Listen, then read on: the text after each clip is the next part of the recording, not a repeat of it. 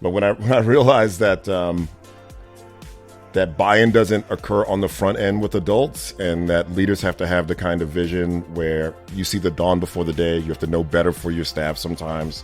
You have to walk them through new experiences so they get new results, and as a result, they're not always going to be happy with you.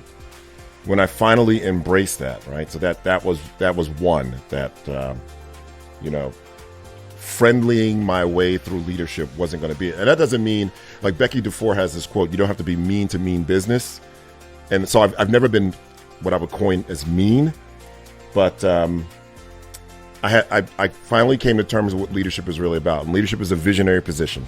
Like you have to see the dawn before the day. It just, you're a leader in your classroom.